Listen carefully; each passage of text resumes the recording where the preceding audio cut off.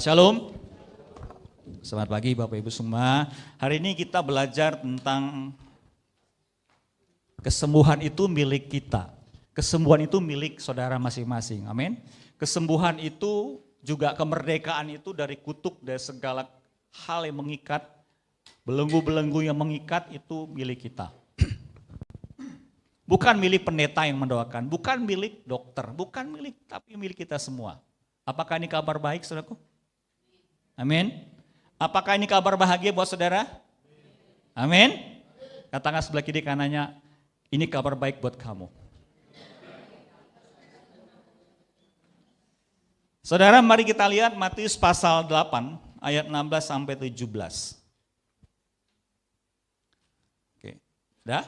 Matius 8 ayat 16 sampai 17 ini cerita tentang Yesus baru turun gunung. Di ayat 1, Yesus baru turun gunung dari bukit dan dia dihadapkan Allah Bapa kepada banyak orang yang sakit-sakitan, banyak orang yang kerasukan setan, banyak orang yang diikat dan mereka terkutuk. Berbondong-bondong orang datang mendekati Yesus. Mari kita lihat.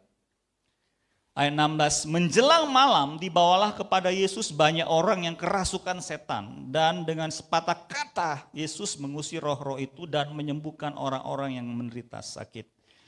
Ayat 17, hal itu terjadi supaya genaplah firman yang disampaikan oleh Nabi Yesaya. Dialah yang memikul kelemahan kita dan menanggung penyakit kita. Yang percaya katakan amin.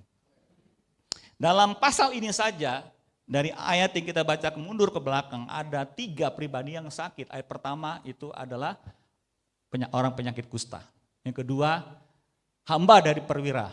Yang ketiga, mertua dari Simon Petrus. Sakitan. Ya. Bahkan ditambah berbondong-bondong orang datang. Saudara, hari-hari ini banyak orang yang sakit ya. Siapa di sini yang sakit? Oh, ada satu orang, ya WL tadi angkat tangan, gak apa-apa, jujur tuh lebih baik daripada gak jujur. Ya. Saudara, kita lihat kota Bogor kita tinggal di mana, coba slide-nya boleh tayangkan sedikit. Di kota Bogor, sudah? Keluar slide-nya. Ya, saya ingin melihat bagaimana kota kita di mana kita sering berdoa. Ini kota Bogor ya saudaraku. Nah, ini data 2025 sampai hari inilah ya, mungkin berkembang juga atau berkurang. Puji Tuhan kalau berkurang ya sakitnya. TBC itu nomor 1. Ada 9.947 ya kasus dan DBD 408 kasus. Stunting itu nggak jauh-jauh ya, ini 21%. Ini ada di sekitar RT ini juga ada beberapa anak yang stunting. Ya. Dan hipertensi. Apakah ada saudara menyumbang ke angka ini di sini? Oke, sekarang ternyata penyakit itu memang bukan terlihat secara fisikly saja. Next, secara mentalitas ya, kejiwaan juga di kota Bogor ini, mungkin gambar saya diangkat sedikit ya. Itu yang paling kanan itu adalah ODGJ, orang dalam gangguan jiwa, ya itu jumlahnya besar sekali. Ya, paling besar ya. Sorry ya. Itu contohnya orang mengalami apa? Gangguan jiwa. Skizofrenia, bipolar ya, pribadi ganda ya.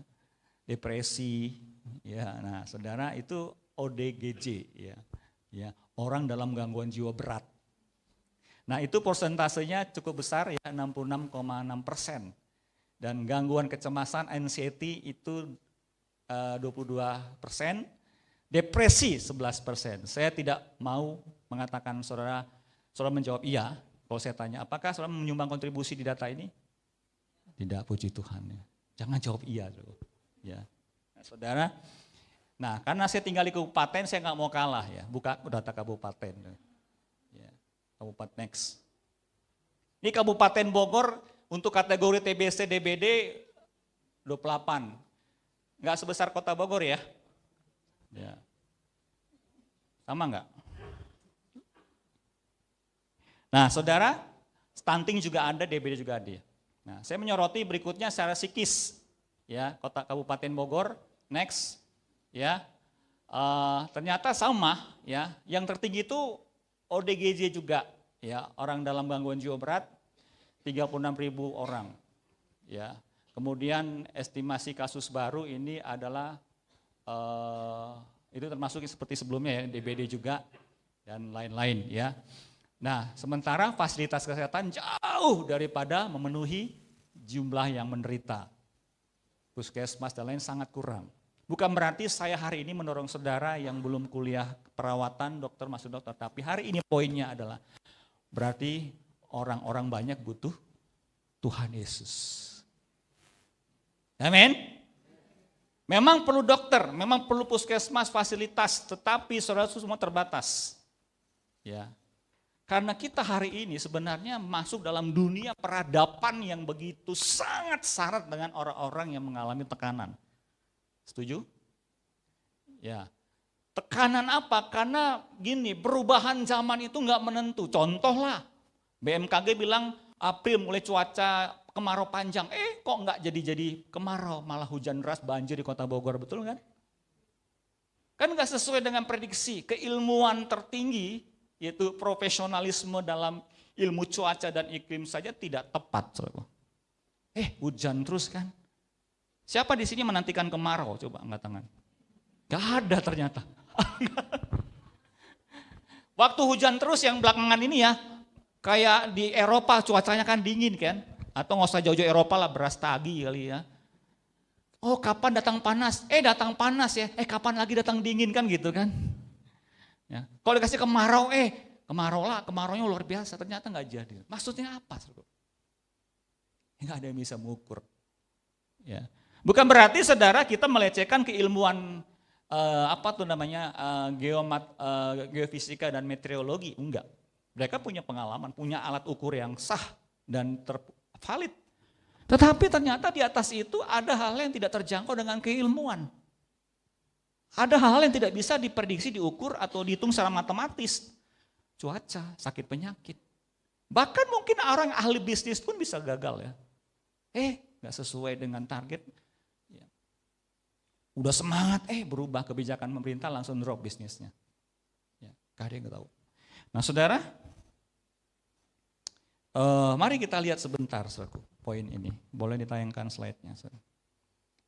Ya. Yesus sedang datang waktu itu, ya. Dari Matius 8 ayat 16 sampai 17.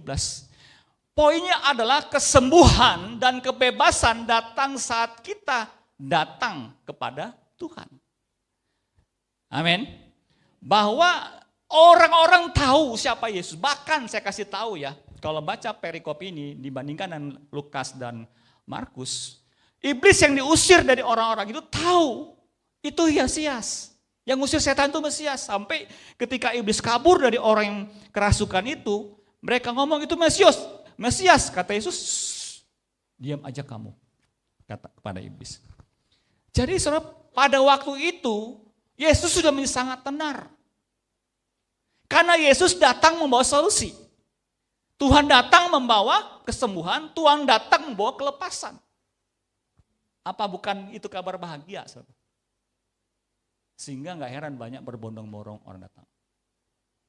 Nah, saudara, oke, coba kita lihat ya, next slide.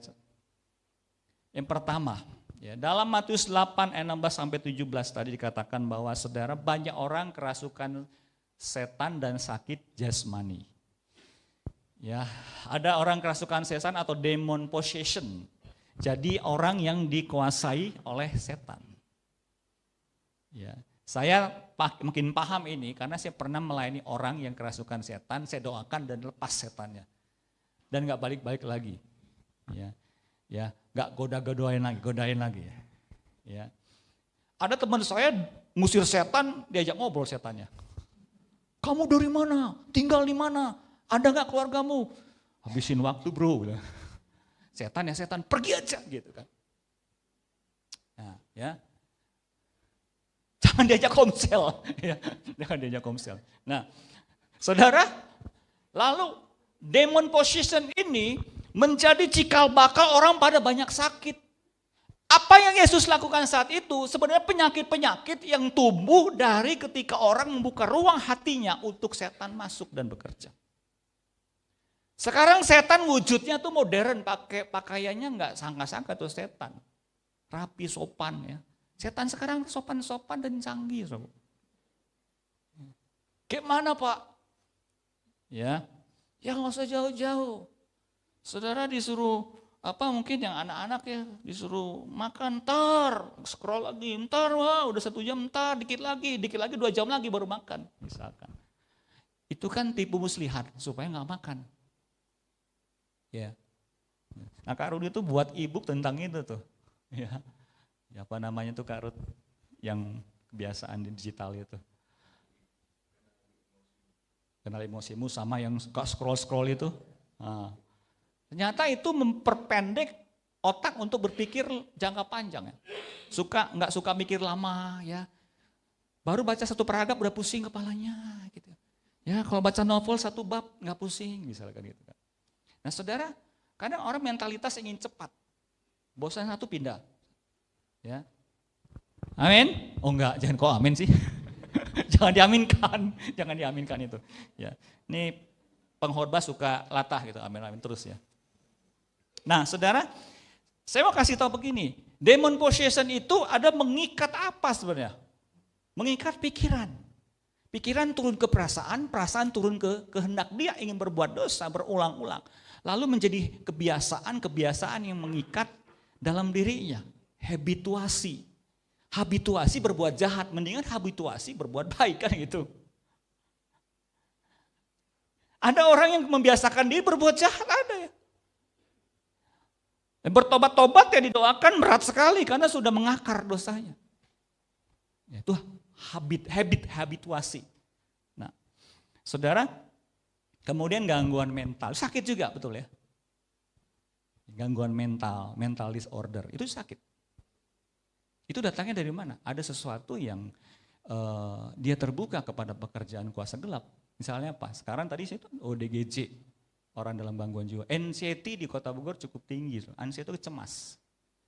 Nah ternyata ketika saya belajar di dunia digital, ya orang-orang yang suka melihat medsos, dia lihat orang kaya, orang tampil bagus. Ternyata di survei, di situ potensi muncul kecemasan. Anxiety. Tinggi ternyata, orang yang suka medsos. Oh kenapa ya aku gak seperti dia ya? Maka jangan sering-sering lihat itu, dia punya alasan, dia punya proses, kenapa sampai begitu. Ternyata anxiety muncul ketika medsos berlebihan juga muncul, itu di survei ada. Saya nggak tahu anxiety yang di Bogor ini karena apa. Bisa sumbernya anxiety yang lain, bukan medsos. Ya, mungkin tekanan rumah tangga, atau juga penyakit ya yang berkepanjangan, ya cemas, dan cemas. Nah saudara yang terkasih, apa yang terjadi pada saat ini saudaraku? Bahwa Yesus sedang diperhadapkan pada satu kondisi yang begitu banyak hal di mana di situ banyak orang kerasukan setan dan sakit jasmani. Ya. Sakit jiwani dan kerasukan setan, 2 hal berbeda. Lalu impact-nya kepada tubuh. Ya. Jadi orang yang sakit, ya, saya tidak mengaminkan ada di sini, ya. Itu efek dari dalam keluar. Ya, jadi jiwa yang terganggu psikosomatis kan, jadi dia stres, akhirnya sakit mah, ya, sakit jantung, ya, sakit-sakit lainnya ya, dan lain sebagainya. Ya. Saudara yang terkasih, bahwa Tuhan datang pada waktu itu untuk mengentaskan semua itu. Amin. Karena sesungguhnya kalau kita baca nanti saudaraku bahwa ada otoritas yang Tuhan ingin implementasikan ke dalam orang-orang pada waktu itu. Kalau kita baca dalam pasal yang sama, tadi saya sudah sebutkan ya orang kusta itu sembuh, kemudian mertua Petrus sembuh, anak buah dari perwira juga sembuh. Ya. Karena apa? Karena mereka ingin sembuh. Siapa yang ingin sembuh di sini? Boleh angkat tangan. Jadi kalau seorang ingin sembuh, datang pada Tuhan. Kalau enggak ingin sembuh, enggak usah berdoa. Hanya orang yang ingin sembuh saja yang Tuhan mau layani. Semua kisah yang terjadi di Alkitab dimulai dengan iman untuk kesembuhan. Perempuan yang 12 tahun sakit pendarahan, yang harusnya sudah rest in peace, tapi ingin hidup. Ingin hidup. ingin sembuh, dia tunggu kapan sang penyembuh datang. Ketika Tuhan Yesus datang ke kota itu. Iman yang sangat sederhana. Jika ku jamah saja ujung jumbanya, sembuhlah kau. Ketika perwira itu berkata, Tuhan gak usah ke rumahku, dari jarak jauh saja kau katakan anak buahku sembuh-sembuh. Yesus berkata apa? Tidak pernah aku menemukan iman seperti ini di dalam orang Israel. Wah, keren gak? Tidak pernah bro, sis. Tidak pernah orang seperti ini aku temukan imannya. Yesus gak perlu datang. Aku gak pantas terima engkau di rumahku, kata perwira itu. Dari jarak jauh aja Tuhan bilang sembuh anak buah, sembuh. Dan Tuhan sembuhkan. Sesuai dengan keinginan sembuh dari si perwira itu supaya anak buahnya sembuh. Saudara, tadi saya berdiri di sini, saya merasakan Tuhan ingin mengentaskan semua yang tersisa dalam hidup kita. Baca katakan amin. Jangan sisakan benih kesakitan hati, jangan sisakan benih kebencian, jangan sisakan benih sakit tawar hati, jangan sisakan benih-benih tentang penolakan terhadap orang lain yang telah melukai. Karena sesungguhnya itu benih akan menusuk tubuh kita, psikosomatis. Siapa yang mau hidup bahagia dalam Tuhan? Ya, saya mau. Amin. Oke. Kalau udah jawabannya bahagia ya saya percepat khotbahnya supaya kita doa saja. Ya. Saya rindu nanti kita sama-sama. Saya mau berdoa di akhir khotbah. Saya kecepetin khotbah, kita banyak berdoa. Ya, supaya kita alami kuasa kesembuhan itu. Nah, saudara, ada otoritas Tuhan Yesus yang menyembuhkan. Yang percaya katakan amin. Ada otoritas. Di bagian kedua ini tentang ketika Yesus datang dan orang-orang datang ya kepada orang sakit kusta, kepada anak buah daripada perwira dan kepada orang tua atau mertua dari Simon Petrus dan banyak orang yang kerasukan setan oleh kuasa nama Yesus dan mereka sembuh. Tidak perlu pakai trik-trik tertentu, saudaraku ya. Ya, langkah pertama. Ya. Angkatlah tanganmu, hafalkan ayat A, B, C, D dan semburkan kepada yang sakit nafasmu, sembuhlah dia. Ya, saya pernah ngekos di Bantarjati. Saya lihat pemilik kos itu seorang majelis gereja. Ya, saya di lantai 2 tuh. Karena dia tahu ya kos. Saya lihat ke bawah ada tamu dari tuan rumah ini ingin didoakan kesembuhan. Saya lihat ngintip, majelisnya gimana ya doanya? Oh, dia baca ayat. Ya, ini contoh saya, tapi nggak tahu benar apa enggak nih. Dia minum air putih, pakai ayat Alkitab, semburkan kepada orang yang sakit. Basah lah ya, basah. Sembuh kok. Saya nggak tanya yang doakan sembuh nggak kamu. Pada waktu itu masih belum nikah sih saya. Ya. Jadi, ngintip-ngintip di atas doanya gitu ya. Ya disembur-sembur air gitu ya. Saya ingat di kampung juga ada dukun kayak gitu. Tapi nggak pakai nama Yesus. Pakai nama Debata Raja gitu. Somba tuh, gitu. Somba. Nah, saudara, kita harus sadar betul bahwa cukup nama Yesus yang berkuasa. Amin. Sebab kepada nama itu bertekuk lutut segala yang di langit, di bumi dan di bawah bumi. Kita harus terbiasa memperkatakan nama Yesus. Kita harus rajin dan kita harus percaya bahwa nama itu bukan nama asal nama. Amin. Jangan tahan lidah untuk berkata nama Yesus. Fasilah engkau mengatakan nama Yesus untuk kesembuhan. Saya percaya sekali. Amin. Saya pernah bilang, Tuhan aku mau keluar rumah nih bawa duit. Hujan berhenti saudaraku. Tapi sampai hari ini itu doang terjadi ya, nggak tahu berikutnya.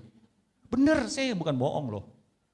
Karena saya mengantar amplop, isinya adalah sip, terima kasih timer ya 10 menit. Ya. Isinya uang untuk jemaat yang harus membawa uang itu untuk dibayar ke rumah sakit supaya pulang. Kalau nggak ada duit itu nggak pulang dia. Yang itu kuasa ya. Dalam nama Yesus hujan berhenti, saudaraku. Wah, saya bangga kan punya Tuhan yang hebat. Sampai rumah sakit udah parkir hujan lagi. Ternyata itu berhenti hujan untuk saya doang ya. Ya. Puji Tuhan. Benar, saudaraku, saya nggak bohong deh. Ya. Kalau Tuhan saya bohong, Tuhan marah sama saya. Ya. Tapi sekarang belum terjadi lagi. Ya. Oke, nah saudara yang ketiga, Ya, ini mendorong saya agak cepat karena timer tadi ya. Penggenapan nubuatan Yesaya. Jadi intinya begini, kenapa Yesus sembuhkan orang sakit? Kenapa dia gusir setan? Kenapa orang yang sakit mental? Ya, ternyata di nomor 2 ini, ketika kita beriman kepada nama Yesus, kita sembuh, betul? Atau ketika orang yang beriman bahwa anaknya sembuh, disembuh juga. Tapi ada orang yang beriman, minta didoakan, tapi nggak sembuh. Pertanyaan saya, apakah imannya KW-KW-an? Enggak tentu, saudara. Kalau kita baca di Alkitab jujur, ada saatnya Yesus tidak langsung menyembuhkan, pending. Bukan berarti orang yang beriman tadi salah imannya, enggak. Ada hamba Tuhan di muka bumi ini yang sudah jadi hamba Tuhan berdoa dan dia sakit, didoakan masih sama. Bukan berarti dia tidak beriman, ada saatnya kehendak Tuhan yang terjadi, bukan kehendak kita. Tapi dia tidak najis, dia bukan berdosa. Hanya tunggu timingnya saja. Jadi kalau kita didoakan dan kok sama aja, jangan bilang pendetanya KW-KW-an. Enggak. Kuncinya kalau kita menyebutkan nama Tuhan Yesus, nama yang berkuasa, terjadi perubahan. Jangan pakai nama orang lain. Dalam nama Santoso yang enggak jelas. Amin. Nah baru yang ketiga ini saudaraku adalah semua harus terjadi dalam Yesaya pasal 53 ayat 4. Mari kita lihat. Kenapa harus terjadi perubahan ini, saudaraku? Ya. Bahwa ini penggenapan dari nubuatan Yesaya dalam Yesaya 53 ayat 4. Bahwa yang disebut dengan Mesias itu harus terjadi hal demikian. Tetapi sesungguhnya penyakit kita lah yang ditanggungnya dan kesengsaraan kita yang dipikulnya. Padahal kita mengira dia kena tulah, dipukul dan ditindas Allah. Jadi kesembuhan, pelepasan terjadi hari ini. Lewat Tuhan Yesus yang harus mati, itu memang harus terjadi. Ini yang sudah dinubuatkan bahwa melalui anak Allah, Mesias itu terjadi penggenapan. Jadi kesembuhan yang terjadi sesungguhnya itu dimulai ketika Yesus harus mati. Betul? Dia ambil orang sakit hipertensi, kanker, gangguan jiwa, anxiety dia ambil, dia pegang. Ya, coba next slide saya lompat dulu. Bahwa next di sini dimulai dengan apa? Yesus melakukan itu dengan belas kasihan. Next diklik dulu. Walaupun dia sedang memikul dan menanggung. Kok berubah ya di PowerPoint saya di rumah nggak gini warna hitam ini. Di sini berubah nih. Harusnya terang tuh. Jadi memikul dan menanggung. Sambil memikul dan menanggung, di sini ada anxiety, di sini ada gangguan ginjal, ada sakit jantung, ada orang bipolar, ada orang tertekan, depresi. Kata Yesaya 53 bicara memikul, menanggung. Siapa yang pernah pikul beban lebih dari berat badannya? Coba angkat tangan. Ada yang pernah memikul beban lebih dari berat badannya? Pernah? Enggak pernah kan? Pakai alat bantu kan. Yesus itu memikul, bayangkan melebihi capacity, over capacity. Dia pikul satu. Ya, dia pikul. Nah, itu berubah warna hijau. Dia pikul saudara. Jadi saudara, nggak perlu lagi kita ngapain. Ada yang saya dengar doa begini, Tuhan, biarkan sakit anakku itu aku yang tanggung. Pernah nggak doa gitu? Tinggalkan doa itu. Itu nggak rohani. Emang kita siapa? Minta pindahin dosa anak, penyakit anak kepada bapak mamanya. Karena cinta sama anak, nggak rohani. Tuhan sudah pikul, sudah panggul. Cukup satu orang saja, betul tidak? Cukup. Mau jadi Yesus kedua? Nggak usah. Jadi doa itu dibatalkan, setuju? Tuhan kalau bisa biar aku tanggung sakit anakku, nggak usah. Tuhan sudah tanggung. Amin. Semua harus sehat, katakan. Anak saya harus sehat. Istri saya harus sehat. Suami saya harus sehat. Keluarga saya harus sehat. Itu janji Tuhan. Karena dia sudah pikul dan dikatakan di Yesaya 53:4 tadi.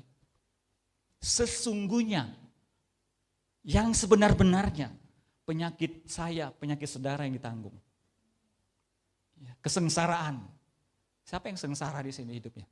Gak ada, amin. Itu yang dipikul.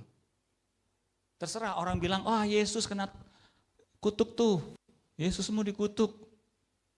Anak kutukan Yesus, macam-macam kan judulnya. Saya pernah ngelayani orang begitu loh. Saya cerita, ini saya doain pelepasan, tapi cerita dulu.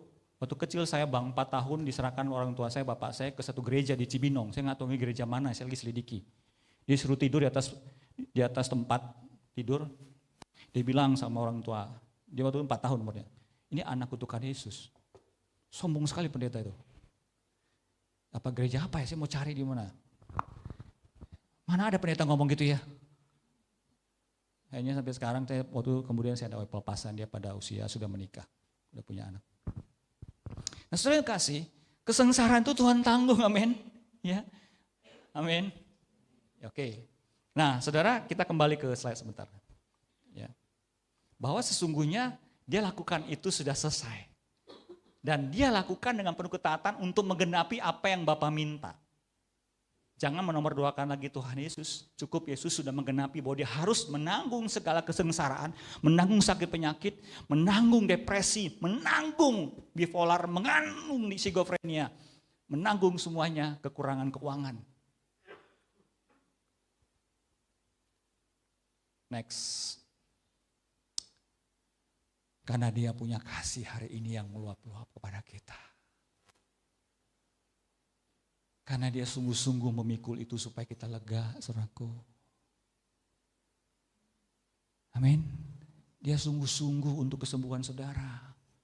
Dia sungguh-sungguh untuk sukacita itu ada pada saudara. Dia sungguh-sungguh supaya suami istri harmonis. Dia enggak, kalau saya bayangkan Tuhan nangis kalau berantem terus di rumah tangga, saudaraku. Kapan beresnya nih masalah? Tuhan nangis. Karena sebenarnya sesungguhnya sudah ada solusi. Kenapa enggak diambil solusinya? Aku sudah mati kok, aku sudah tanggung kok semuanya. Kenapa kok gak mau ambil, saudaraku? Mungkin kata Tuhan seperti itu. Kadang-kadang kita, tingkat kesadaran kita menurun. Ya. Karena sesungguhnya Tuhan tidak pernah meninggalkan kita. Hanya tingkat kesadaran orang Kristen seringkali menurun bahwa Yesus ada dalam hidupnya. Itu yang kita harus latih, saudaraku. Itu sebabnya, yuk sadari Tuhan. Roma 8 ayat 5, orang yang berjalan dalam roh memikirkan hal-hal yang dari roh. Amin. Orang yang berjalan dalam Tuhan selalu merenungkan Taurat Tuhan siang dan malam. Dalam Yosua pasal 1, kalau engkau ingin berhasil dan beruntung, renungkan Taurat Tuhan siang dan malam. Perkatakan itu kepada semua orang, maka engkau beruntung dan berhasil. Akhirnya jangan beri ruang sekecil apapun untuk masuk menghamiri iman kita. Supaya kita punya habit untuk biasa memperkatakan nama Tuhan. Punya kekuatan, power untuk selalu menyadari bahwa Tuhan ada. Saudara, next. Nah hari ini saudaraku, ya, kita melakukan apa? Minggu lalu kita belajar tentang karunia kesembuhan. Yang pasti hari kita harus mengalami pemulihan.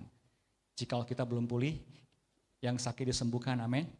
Yang mengalami tekanan jiwa dilepaskan, apapun bentuknya. Roh Kudus telah mengaruniakan kepada kita kemampuan atau karunia untuk menyembuhkan. Ya. Siapa yang ingin melepaskan semua itu, saudara? Boleh angkat tangan? Ya, nggak ada, saudara. Siapa yang melepaskan semua yang salah, yang berbau berat, yang sakit penyakit, yang segala macam bentuk gangguan? Ya, bukan gangguan listrik, saudara. Ya. Dan juga, saudara, yang kedua, Tuhan ingin kita bergerak bersama. Kota Bogor perlu kita juga, amin. Coba diklik lagi, ya. Dikatakan di situ apa? Dalam kitab seperti ini, saudaraku, Tuhan ingin melibatkan kita, ya, untuk mendoakan orang-orang di sekitar kita. Amin. Ya, boleh diklik slide. Ya, mereka akan meletakkan tangannya di atas orang yang sakit dan orang itu akan sembuh. Yang percaya katakan amin. Ya. Kalau semua kita berfungsi dengan maksimal, mungkin nggak harus nunggu PKS, mungkin nggak harus menunggu penatua datang ke lokasi, betul, untuk olah TKP. Doakan langsung, amin. Bayangkan semua kita bergerak bersama-sama, selesai penyakit di Kota Bogor. Tentu juga akan bersama-sama dokter kalau perlu nasihat-nasihat lainnya. Amin. Tuhan sudah beri karunia. Dalam seminggu belakangan kita belajar manifestasi Roh Kudus. Bahwa setiap anak Tuhan diberikan karunia untuk melakukan kesembuhan, karunia mujizat, karunia iman, karunia pengetahuan, karunia hikmat dan sebagainya untuk melakukan pelayanan. Amin.